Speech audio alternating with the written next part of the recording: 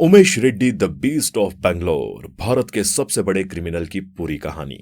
आज हम आपको एक ऐसे क्रिमिनल की पूरी कहानी बताने जा रहे हैं जिसे भारत का सबसे बड़ा दरिंदा कहा जाता है। 90 के दशक में इस दरिंदे का खौफ इतना ज्यादा फैला हुआ था कि ये जहां भी होता था उस राज्य में हाई अलर्ट जारी कर दिया जाता था। महिलाओं तथा लड़कियों को घर में कैद रहने की सलाह दे दी जाती थी। इसके बावजूद ये क्राइम करता था, ये लाशों को भी नहीं छोड़ता था। इस दरिंदे का नाम उमेश रेड्डी था। पुलिस के लिए जितना मुश्किल उमेश रेड्डी को पकड़ना था, उमेश रेड्डी के लिए पुलिस पकड़ से भाग जाना उतना ही आसान होता था। ये एक दो बार नहीं बल्कि हर बार पुलिस की पकड़ से भागने में कामयाब हुआ था। मगर कैसे?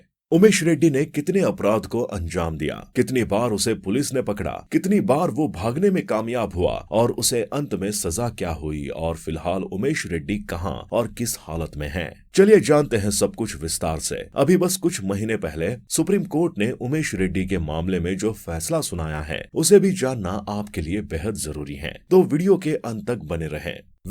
कहानी शुरू करने से पहले आपने इस चैनल को सब्सक्राइब नहीं किया है तो जल्दी से चैनल को सब्सक्राइब कर ले और बेल आइकन को भी दबा लें। इस कहानी का मुख्य विलन है उमेश रेड्डी। उमेश रेड्डी का जन्म 1969 में कर्नाटक के चित्रदुर्ग जिले के बासप्पा मलिगे में हुआ था। जन्म के समय इसका नाम बीए उमेश था। इसकी शुरुआती पढ़ाई लिखाई गांव में ही हुई। पढ़ाई खत्म करने के बाद ये रोजगार की तलाश में लग गया। इसी दौरान इसे सेंट्रल रिजर्व पुलिस फोर्स यानी CRPF में नौकरी मिल गई। उसकी पहली पोस्टिंग जम्मू कश्मीर में हुई। अभी नौकरी ज्वाइन किए हुए कुछ ही समय बीता था कि उसने CRPF में एक बेहद ही शर्मनाक घटना को अंजाम दे दिया। दरअसल उमेश रेड्डी की पोस्टिंग एक कमांडेंट के घर के बाहर बतौर सिक्योरिटी गार्ड लगाई गई थी। एक दिन उमेश देखता है कि घर में कमांडेंट की बेटी के अलावा कोई नहीं है, सभी बाहर गए हुए हैं। बस इसी मौके का फायदा उठाकर उमेश कमांडेंट के घर के अंदर चला जाता है और कमांडेंट की बेटी के साथ गलत हरकत करने की कोशिश करता है। यहाँ कमांडेंट की बेटी काफी बहादुरी से उमेश रेड्डी का मुकाबला करती है और किसी तरह से खुद को बचाने में कामयाब हो जाती हैं। कुछ खबरों के मुताबिक इस घटना के बाद उसे गिरफ्तार किया जाता है, मगर गिरफ्तारी के कुछ ही समय बाद वो मौका पाकर वहां से भाग निकलता है और वापस अपने घर चला आता है। यहाँ वो कुछ समय तक छुप कर रहता है, लेकिन कुछ ही समय बाद वो अपना खुराफाती दिमाग लगाते हुए डिस्ट्रिक्ट आर्म रिजर्व फोर्स में पुलिस की नौकरी ज्वाइन कर लेता है। होना तो ये चाहिए था कि CRPF से जो हरकत करके वो आया था उस आधार पर उसे पुलिस की नौकरी नहीं मिलनी चाहिए थी, मगर उमेश रेड्डी इतना शातिर था कि उसने किसी तरह नौकरी में होने वाली इंक्वायरी को मैनेज कर लिया था और नौकरी ज्वाइन कर ली थी। पुलिस ज्वाइन करने के कुछ ही दिनों के अंदर ही एक रोड रेज के केस में उमेश रेड्डी पर मामला दर्ज किया जाता है, मगर जिस थाने में मामला दर्ज किया जाता है उसके इंस्पेक्टर की जान पहचान उमेश से रहती है, इसलिए वो मामले को दबा देते हैं और उमेश आजाद घूमता रहता है। इसी के बाद उमेश रेड्डी पुलिस ट्रेनिंग के लिए मध्य प्रदेश जाता है और पूरी ट्रेनिंग करने के बाद वापस कर्नाटक आ जाता है। कर्नाटक वापस आते ही उमेश वापस फिर से क्राइम की दुनिया में एक्टिव हो जाता है। साल था 1996। नवंबर महीने में स्कूल जाने के दौरान एक लड़की चित्रदुर्ग जिले के अंतर्गत आने वाले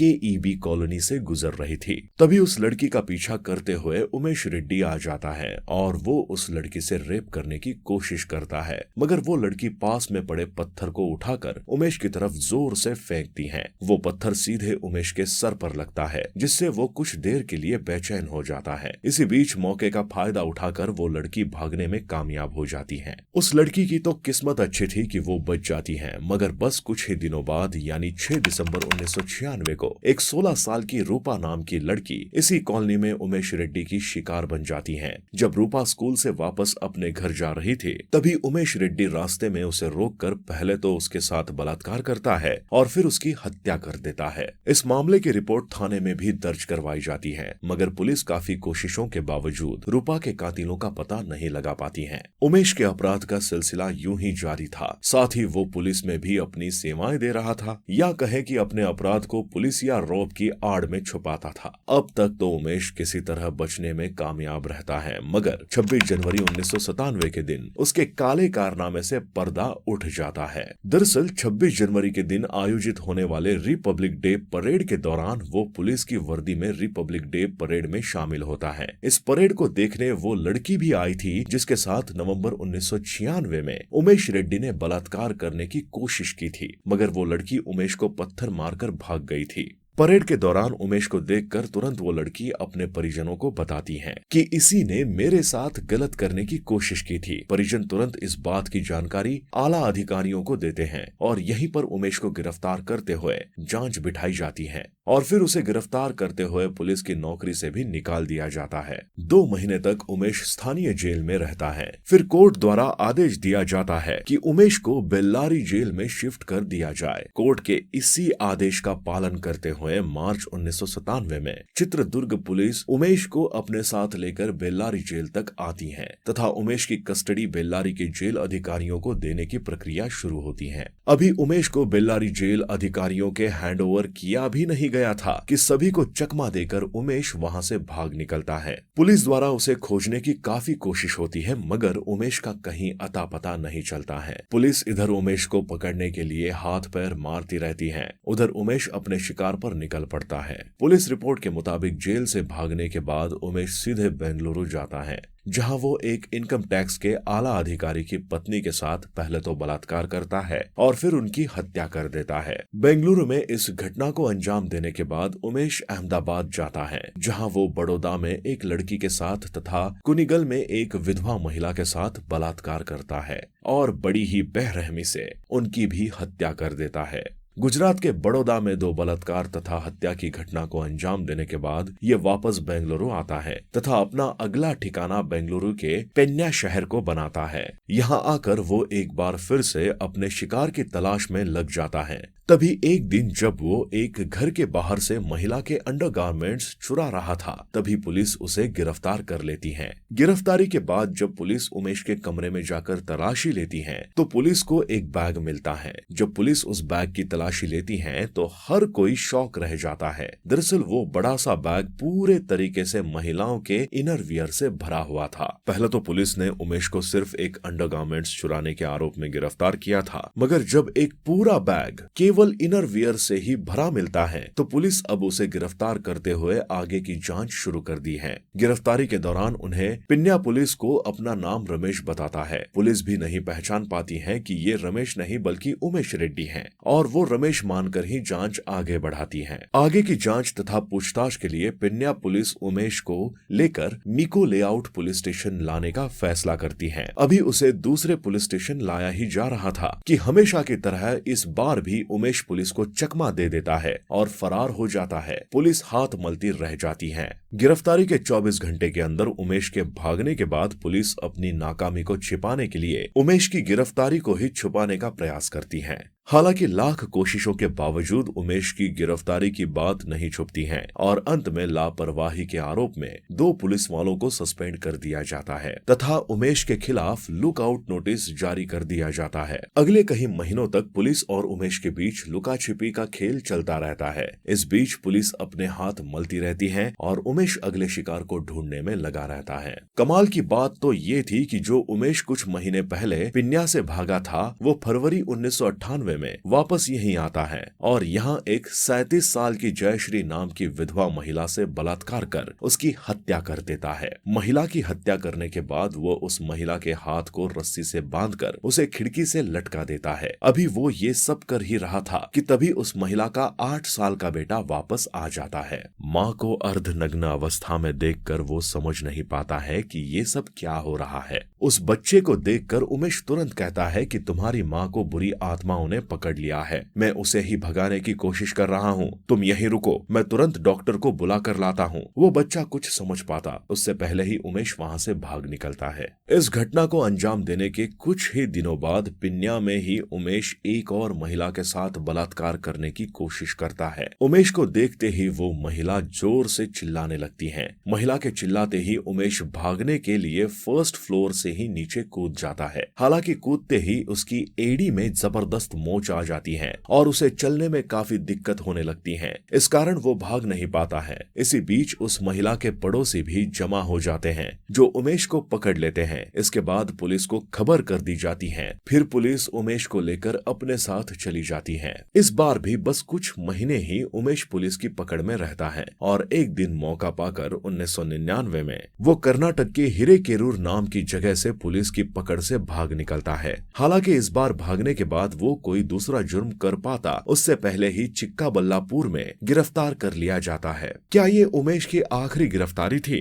नहीं, क्योंकि वो 3 साल पुलिस की पकड़ में रहने के बाद फाइनली एक बार फिर से भागने में कामयाब हो जाता है। दरअसल 3-4 मार्च 2002 की रात उमेश रेड्डी को बेल्लारी जेल से बेंगलुरु एक बस के जरिए ट्रांसफर किया जा रहा था। उसकी सुरक्षा में कई पुलिसकर्मी भी लगे हुए थे। जब बस हिरियूर बाईपास के करीब एक ढाबे के पास पहुंचती है तो यहाँ पर उमेश अपने पैसों से बहुत सारा चिकन और दारू खरीदता है। यहीं पर वो पुलिस वालों के साथ मिलकर मजे से सभी चीज खाता है। खाने पीने के दौरान ही वो पुलिस वाले को कहता है कि मुझे बाथरूम जाना है, इसलिए मेरे हाथ खोल दो, क्योंकि उमेश ने लंबे समय से भागने की कोई कोशिश नहीं की थी और वो पुलिस वालों के साथ काफी घुल मिल गया था। इसलिए पुलिस वाले उस पर भरोसा करते हुए उसका हैंडकफ खोल देते हैं। मगर इस भरोसे का फायदा उठाते हुए एक बार फिर से उमेश पुलिस की पकड़ से भाग निकलता है। पुलिस की इस लापरवाही का खामियाजा बस अगले 2 महीने में ही 3 लड़कियों को भुगतना पड़ता है।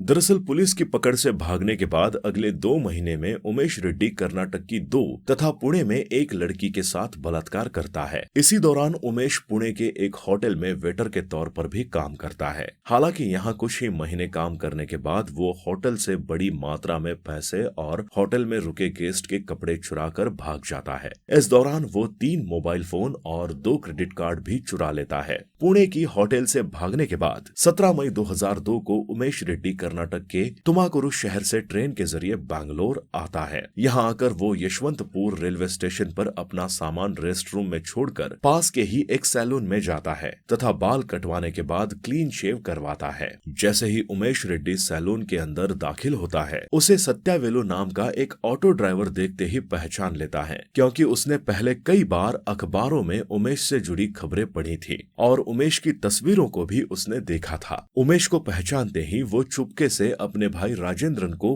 फोन करता है तथा उसे जल्द से जल्द पुलिस के साथ बताए गए लोकेशन पर आने को कहता है। हालांकि इसी बीच उमेश रेड्डी बाल दाढ़ी बनवाकर सैलून से निकल जाता है और रेलवे स्टेशन की तरफ बढ़ने लगता है। वो ऑटो ड्राइवर भी उमेश का पीछा करते हुए आगे बढ़ता है। इसी बीच पुलिस की भी एक टीम आ जाती है और उमेश का पीछा करते हुए शरीफ नगर इलाके में उसे गिरफ्तार कर लेती है। हालांकि पुलिस जैसे ही उमेश को गिरफ्तार करती है उमेश अपना नाटक शुरू कर देता है और वो कहता है कि मैं किसी उमेश को जानता ही नहीं हूँ, मैं उमेश रेड्डी हूँ ही नहीं। मगर इस बार पुलिस उमेश के झांसे में नहीं आती है और उसे गिरफ्तार करके तुरंत कड़ी सुरक्षा के बीच थाने लाया जाता है। जब उमेश की तलाशी ली जाती है तो तलाशी के दौरान पता चलता है कि उमेश रेड्डी ने गिरफ्तारी के समय महिलाओं के अंडरगारमेंट्स पहने हुए थे। इतना ही नहीं, पुलिस जब उमेश के बैग की तलाशी लेती है तो उसके बैग से महिलाओं के दर्जनों अंडरगारमेंट्स, 8 सलवार, 6 साड़ी, 4 ब्लाउज और 2 नाइटी बरामद होता है। इन सब के बाद पुलिस सख्ती के साथ जब पूछताछ करना शुरू कर देती है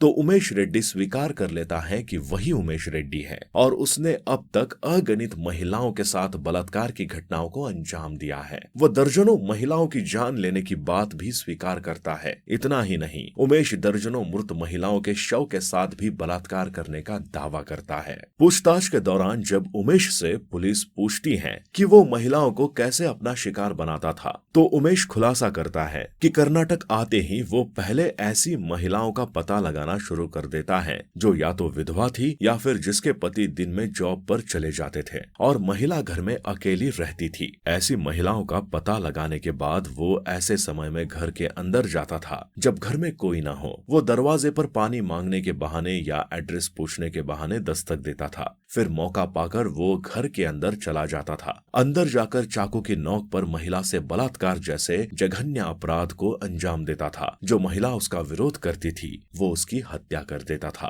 पूरे खुलासे और जांच पड़ताल के बाद उमेश रेड्डी पर हत्या और बलात्कार के 20 मामले दर्ज किए जाते हैं। हालांकि लंबे समय की सुनवाई के बाद 11 मामलों में पुलिस को कोई सबूत नहीं मिल पाता है। इस कारण 11 मामलों में तो उमेश रेड्डी को बरी कर दिया जाता है, मगर 9 हत्या तथा बलात्कार के केस में उसे दोषी पाते हुए सजा दी जाती है। कहा तो ये भी जाता है कि भले ही उमेश पर 20 ही मामले दर्ज किए गए थे, मगर उमेश ने इससे कहीं ज्यादा महिलाओं को अपना शिकार बनाया था। मगर कई महिलाएं अपनी इज्जत की खातिर शिकायत दर्ज करवाने नहीं आई और कई महिलाओं का तो कोई अता पता ही नहीं चला। उमेश रेड्डी के केस की सुनवाई फास्ट ट्रैक कोर्ट में होती है, जहां से 26 अक्टूबर 2006 को जज के सुकन्या द्वारा अलग अलग केस में अलग अलग सजा दी जाती है। उसे एक केस में फांसी की सजा सुनाई जाती है। इसके अलावा उसे एक मामले में 7 साल की कैद तथा 25,000 का जुर्माना तथा एक अन्य मामले में 10 साल की जेल तथा 25 साल का जुर्माना लगाया जाता है। निचली अदालत से फांसी की सजा मिलने के बाद इस केस की सुनवाई कर्नाटक हाई कोर्ट में होती है। 4 अक्टूबर 2007 को कर्नाटक हाई कोर्ट भी निचली अदालत द्वारा दिए गए फांसी की सजा को बरकरार रखता है। आगे उमेश रेड्डी फांसी की सजा को सुप्रीम कोर्ट में चुनौती देता है। यहाँ 1 फरवरी 2011 को सुप्रीम कोर्ट के जज अल्तमश कबीर तथा A.K. पाठक उमेश रेड्डी के गुनाह को रेयरेस्ट ऑफ द रियल मानते हुए उसे फांसी की सजा सुनाते हैं। सुप्रीम कोर्ट से जब उमेश को कोई राहत नहीं मिलती है तो वो अब प्रेसिडेंट ऑफ इंडिया के सामने मर्सी पिटीशन फाइल कर देता है। इस मर्सी पिटीशन को पहले 7 मई 2012 को कर्नाटक के गवर्नर द्वारा रिजेक्ट कर दिया जाता है और फिर 12 मई 2013 को भारत के राष्ट्रपति द्वारा भी उमेश रेड्डी की दया याचिका खारिज कर दी जाती है। अब लग रहा था कि उमेश रेड्डी को फांसी की सजा तो मिलनी तय है, मगर एक बार फिर से वो सुप्रीम कोर्ट में केस से जुड़ा एक नया पिटीशन फाइल कर देता है। लंबी सुनवाई के बाद फाइनली 4 नवंबर 2022 को सुप्रीम कोर्ट इस केस में नया फैसला सुनाते हुए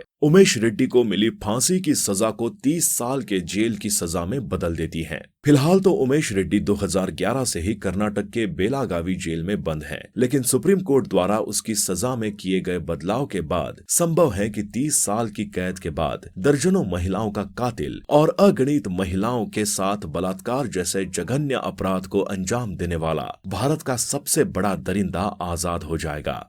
दोस्तों, इस केस के बारे में आपकी क्या राय है? कमेंट बॉक्स में जरूर बताएं। इस वीडियो को लाइक करते हुए शेयर भी करें ताकि ज्यादा से ज्यादा लोग इस वहशी दरिंदे के बारे में जान पाएं। अगर आपने अब तक इस चैनल को सब्सक्राइब नहीं किया है तो जाने से पहले इस चैनल को सब्सक्राइब करें। क्राइम की दुनिया से जुड़ी ऐसी ही कहानियों के लिए चैनल को सब्सक्राइब करने के बाद बेल आइकन जरूर दबा दें। हमें आपके सपोर्ट की काफी जरूरत है, तो जाने से पहले चैनल को सब्सक्राइब जरूर कर लें ताकि हम आपके लिए लगातार ऐसे ही वीडियोस लाते रहें। मिलते हैं जल्द ही क्राइम की दुनिया से जुड़ी एक और दिल दहला देने वाली कहानी के साथ। धन्यवाद।